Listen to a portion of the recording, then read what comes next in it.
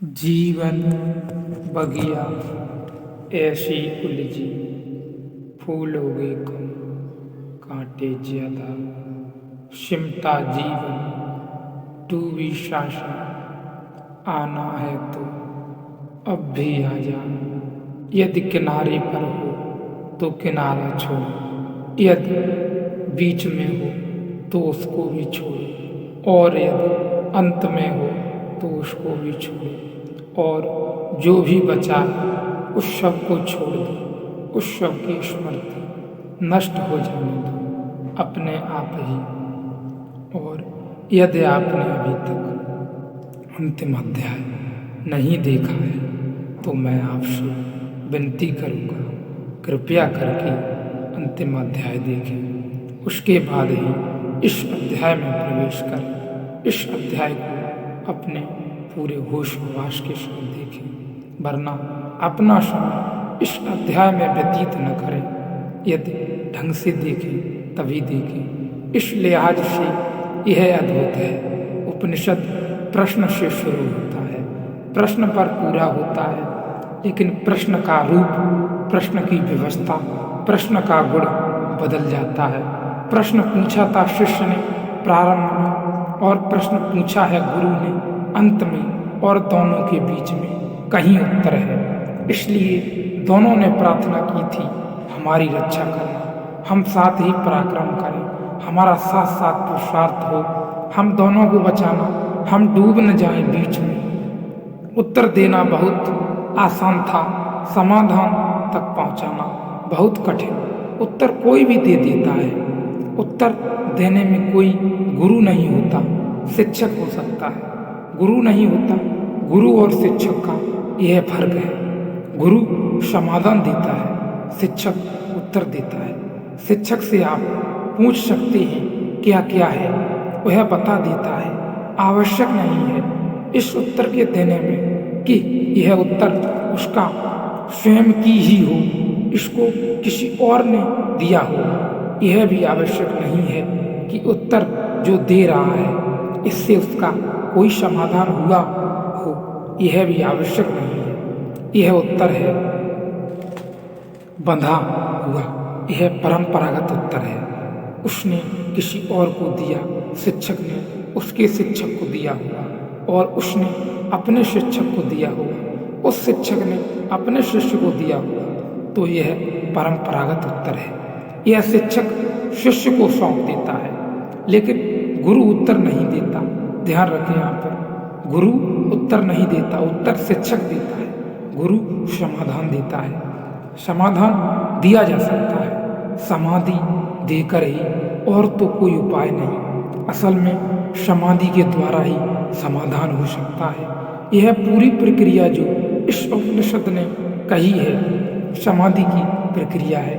अगर इस प्रक्रिया से एक एक कदम बढ़ते चले जाएं तो समाधि उपलब्ध हो जाएगी। समाधि समाधान है, और जिस दिन समाधान हो गया उस दिन गुरु उससे पूछता है कि अब मैं तुझसे ही पूछता हूँ, क्योंकि यह सारी जिज्ञासा ऐसी थी जैसा मैंने बीच में आपको कहा कि अंधेरे में सांझ की धुंधले में दिखाई पड़ गई है रस्सी, और मान लिया है कि सांप है, और आप भागकर आए हैं। उसे कैसे हटाएं,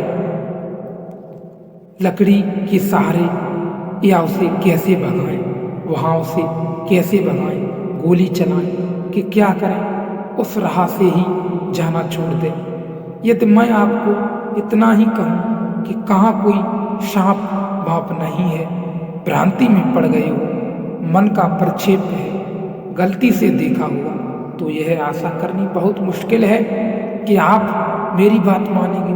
हो सकता है चुप हो जाए, लेकिन मेरी बात से सांप ज्यादा वास्तविक है। बात ही तो है, सांप ज्यादा वास्तविक है। नहीं उत्तर तो मैं दे सकता हूँ, लेकिन उत्तर से हल न होगा। ज्यादा उचित होगा कि उठाऊं दिया और आपके साथ चलूं और कहूं कि आओ पहले हम सांप को देख लें कि कितना बड़ा है, फिर उस हिसाब से तलवार ले चलें या फिर उस हिसाब से लकड़ी ले चलें या उस हिसाब से आयोजन करें उसके विनाश का।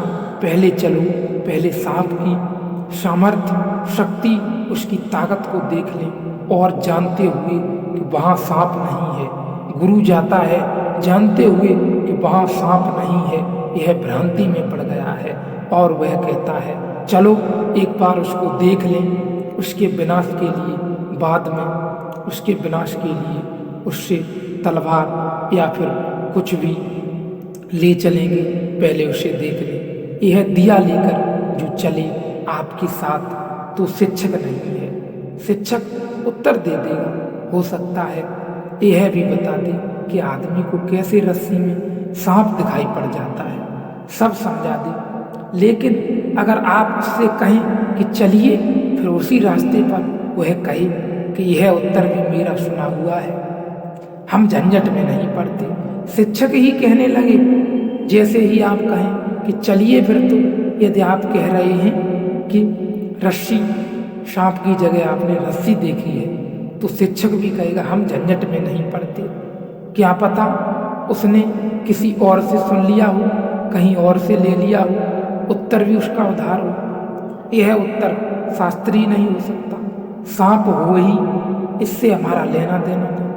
अब वह यह भी कह रहा है शिक्षक कि वहाँ सांप हो ही सकता है, इससे हमारा लेना देना नहीं। यह उत्तर शास्त्रीय है, हमने जाना है।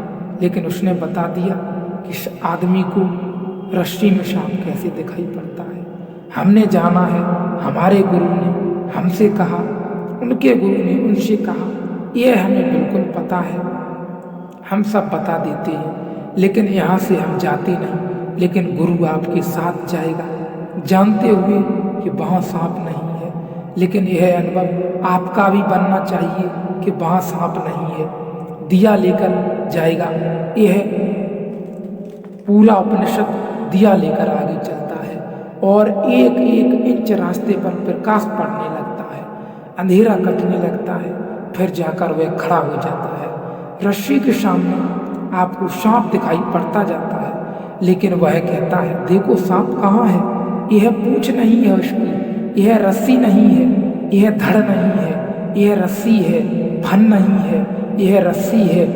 यह पूरी की पूरी इतनी ही है सारी चर्चा कि मैं यह नहीं हूँ, मैं यह नहीं हूँ, मैं यह नहीं हूँ। यह सांप काटा जा रहा है। जब मैं बिल्कुल कट जाता है, जब मैं बिल्कुल कट जाता है, ध्यान से सुनो, जब मैं बिल्कुल कट जाता है, रस्सी शेष रह जाती है, तो वह गुरु पूछता है जब मैं तुझसे पूछता हूँ सांप को कैसे मारें, किस सांप को मारें, और अगर सांप नहीं है तो तलवार काटेगी क्या, और अगर सांप नहीं है तो मैं तुम्हें क्या सलाह दूँ कि बचो कैसे। अब तुम ही मुझे बताओ। और इस प्रश्न पर उपनिषद पूरा हो जाता है और इस प्रकार यह उपनिषद समाप्त। और शिष्य की तरफ से भी उत्तर नहीं है। अब शिष्य को कुछ तो कहना चाहिए, कम से कम धन्यवाद, कम से कम आभार, कम से कम बलिहारी गुरु आपकी, कुछ तो कहना चाहिए। लेकिन शिष्य बिल्कुल चुप है। शिष्य चुप है क्योंकि एक अर्थ में शिष्य मिट गया, बोलने योग्य भी नहीं बचा। यह सांप ही नहीं कटा, इस कटने में शिष्य भी कट गया। इस प्रकार ही हम गुरु का साथ लेकर सत्य के मार्ग पर परमात्मा तक पहुंच सकते हैं और सारी मोह माया, सारे अज्ञान को, इस अंधेरे सांप की तरह भ्रांति में पड़े हुए इस सब को काट सकते हैं, जिससे हम भ्रांति में पड़ जाते हैं और हम अनंत सत्य की ओर बढ़ सकते हैं और अपने आप को अनंत सत्य की ओर स्थापित कर सकते हैं।